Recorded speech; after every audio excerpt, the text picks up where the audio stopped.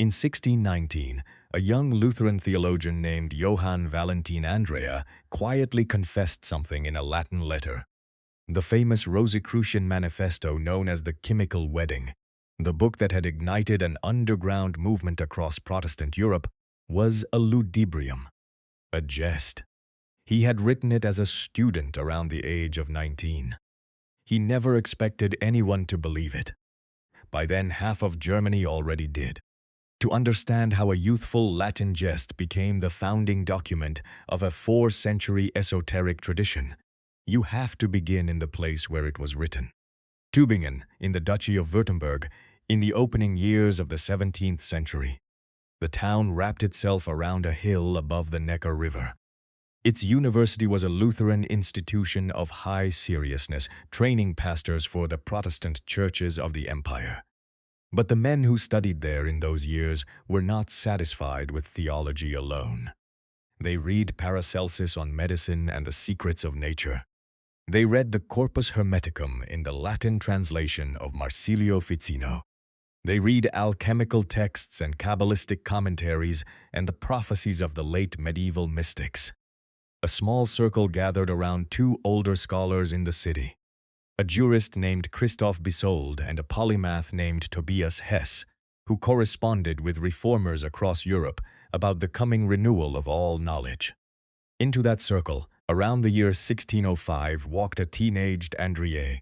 According to the Britannica biography of Johann Valentin Andreae, he was born in 1586, the grandson of one of the leading Lutheran reformers of southern Germany. By his late teens, he was already writing. He produced a manuscript he later described as a chemische Hochzeit, a chemical wedding, a long allegorical romance in 7 days, modeled on the alchemical literature he had been reading inside the Tübingen circle. He did not publish it. He set it aside and went on with his studies and his travels, which carried him through Switzerland, France, and Italy in the years that followed. While that manuscript sat in a drawer, something else began moving in the same circle. Manuscripts started passing from hand to hand, anonymous, Latin and German. They told a strange story. The first of them was printed in the city of Kassel in 1614. It carried a long Latin title, the Fama Fraternitatis Rosae Crucis, the fame of the fraternity of the Rosy Cross. According to the Wikipedia entry on the Fama Fraternitatis, the pamphlet was issued by the Kassel printer Wilhelm Wessel, almost certainly with the support of the local Landgrave Maurice the Learned, a Protestant prince with a known interest in alchemy and Paracelsian medicine. The pamphlet ran only a few dozen pages, but the story it told was enormous. A German knight, the Fama said, had been born in the year 1378. His name was Christian Rosenkreutz. As a young man, he had traveled to Damascus and Damcar in Arabia, to Fez in North Africa, and to Spain.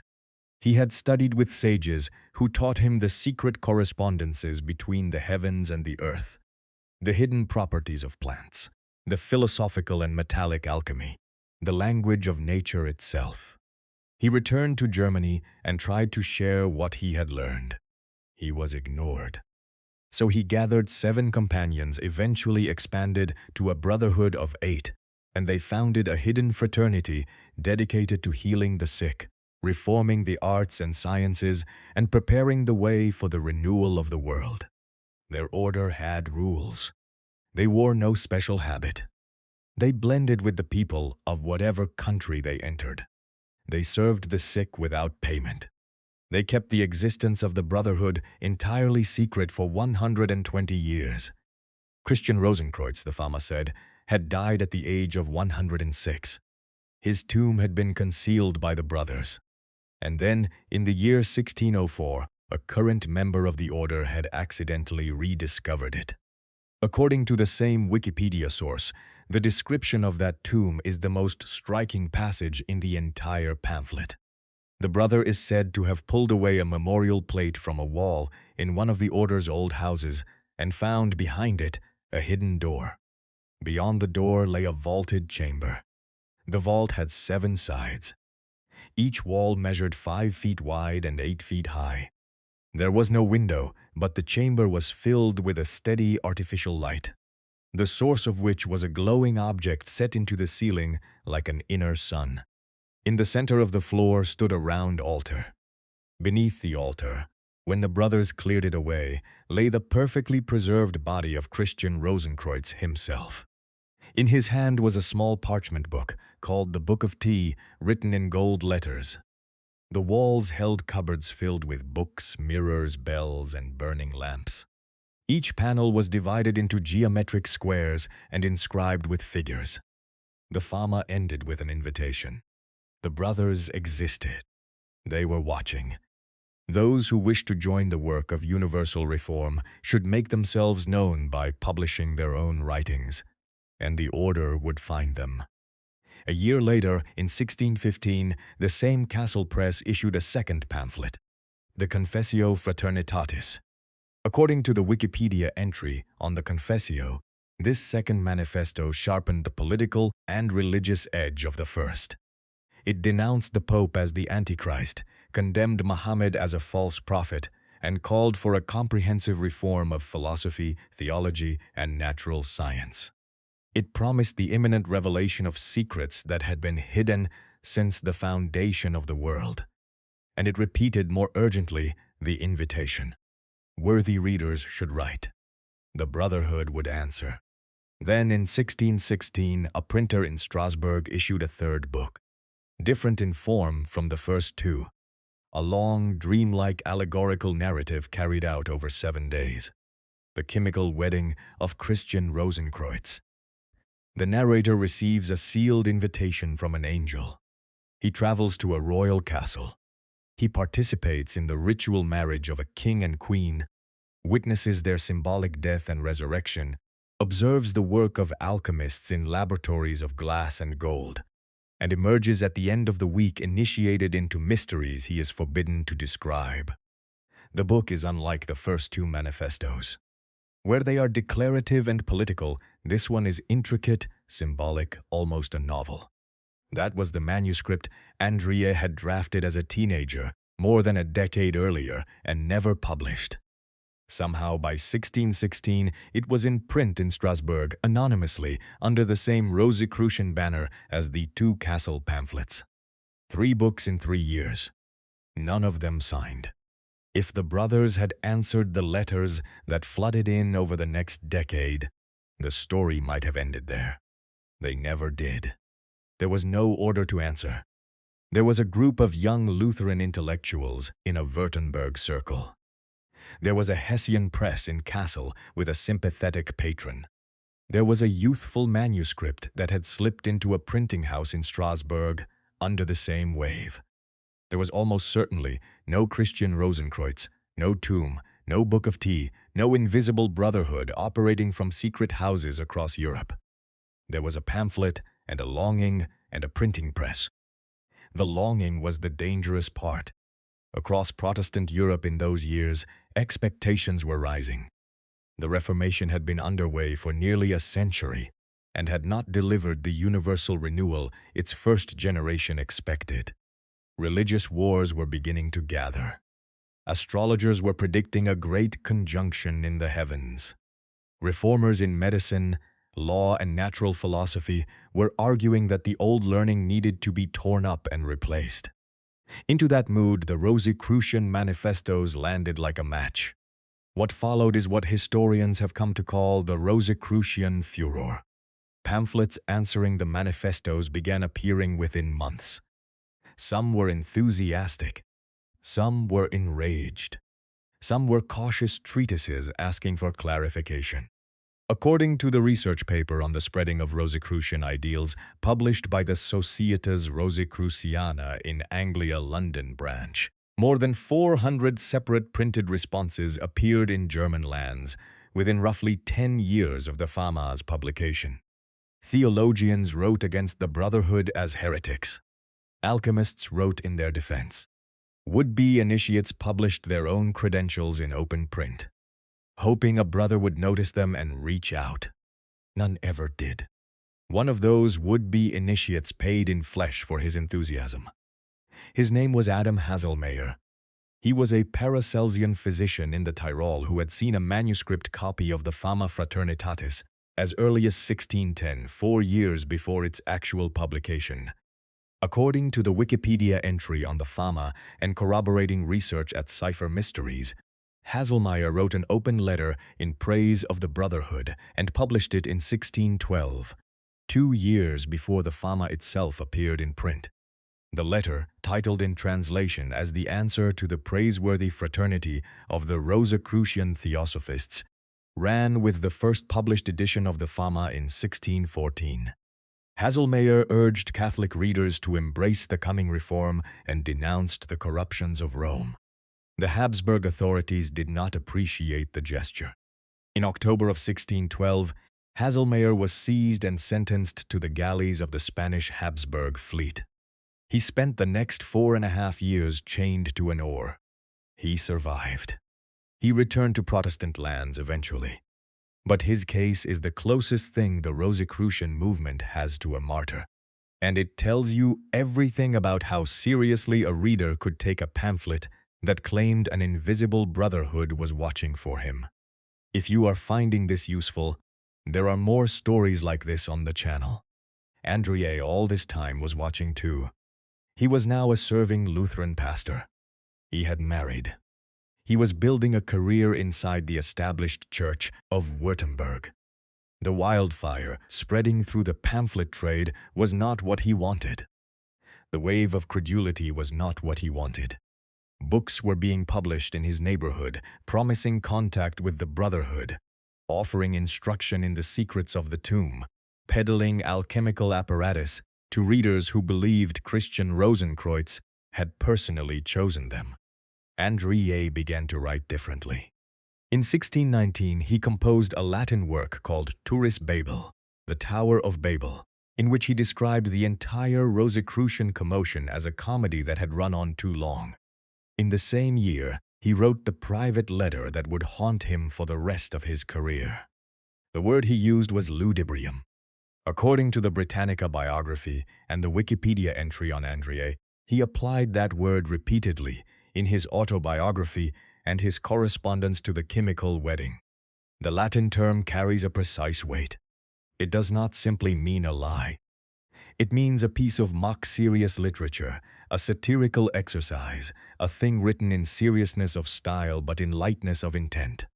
The chemical wedding, Andreae was now saying, had been a youthful exercise of that kind. He had written it as a student. He had set it aside. He had not asked for it to be printed. He had not asked for any of this to happen. His confession changed nothing. By the time he made it, the manifestos had escaped the man who had written one of them. The Fama and the Confessio almost certainly came out of his Tübingen circle too, though Andreae was more careful never to claim the Fama directly.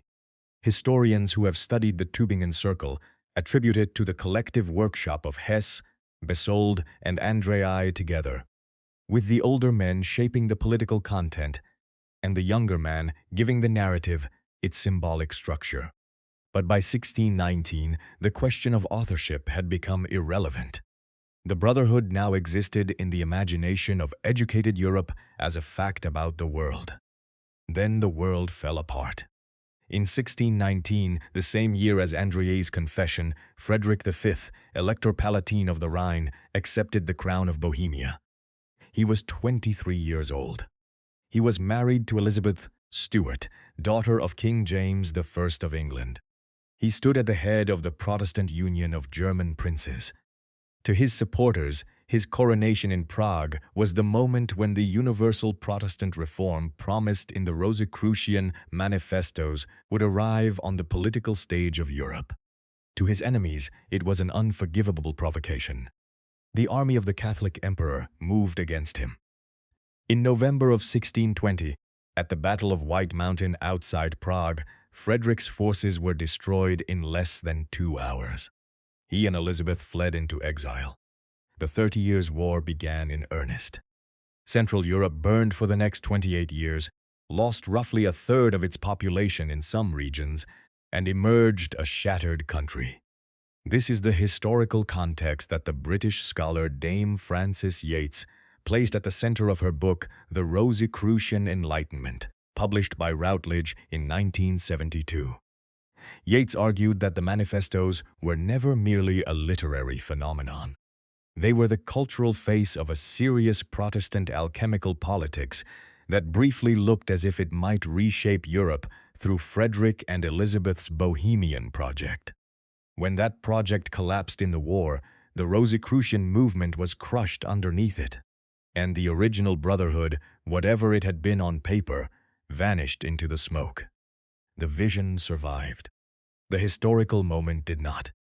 Andreae lived another 35 years through the war. He served as a pastor through the worst of it. He watched his own city of Kalu burned. He wrote books on Christian community and education. He buried friends. He did not, so far as the record shows, write another Rosicrucian book. What happened after his death is the second life of the manifestos. Through the 17th and 18th centuries, small groups continued to take the original pamphlets as a charter. In the 1750s, in the German-speaking lands, a body calling itself the Gold und Rosenkreutz, the Golden and Rosy Cross, organized itself as a formal initiatory order with hierarchical grades, ritual ceremonies, and alchemical instruction.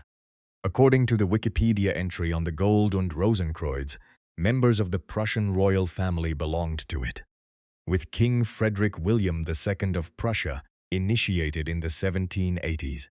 The order conducted real laboratory work, real ritual, and claimed direct descent from the Brotherhood announced in the Fama.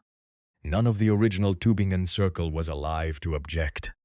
In England in the 1860s, a group of Freemasons founded the Societas Rosicruciana in Anglia, a study society for master masons interested in Rosicrucian symbolism.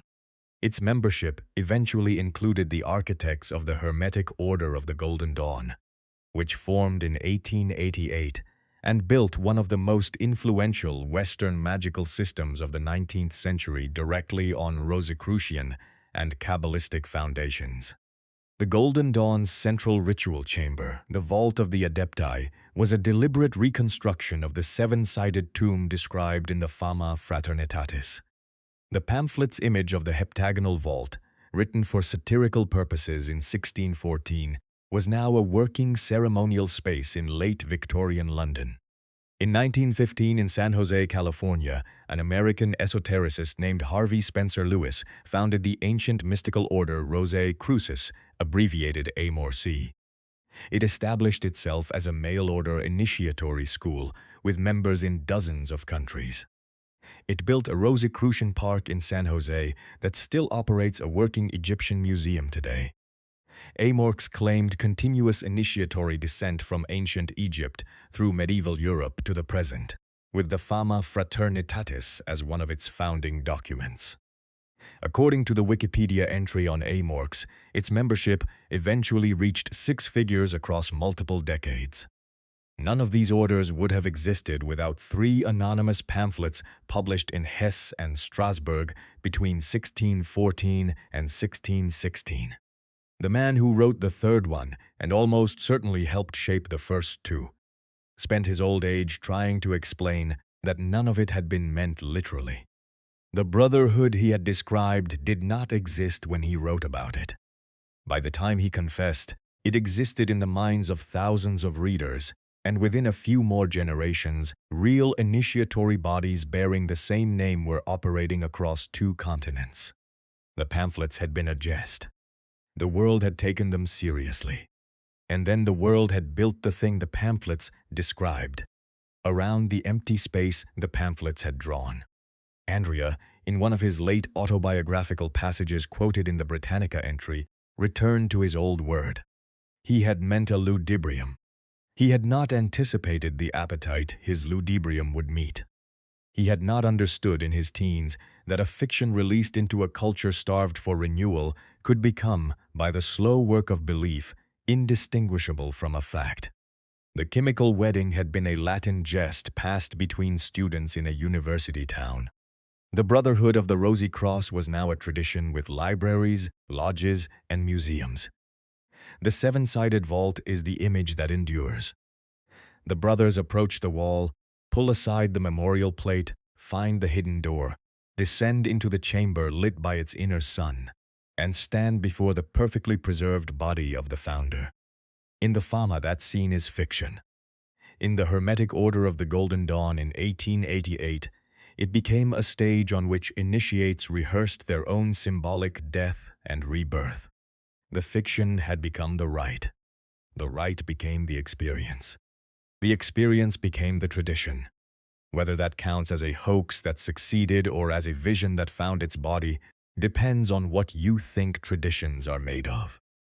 Some of them, perhaps, begin exactly the way Andreae's did. A young man writes something in seriousness of style, but in lightness of intent. He puts it down. Other hands pick it up. Other minds need it. The body of the founder, never quite alive, never quite dead, is found again in every generation that opens the door. If stories of anonymous pamphlets and the orders they built are the kind of thing that holds your attention, there is more of this work on the channel.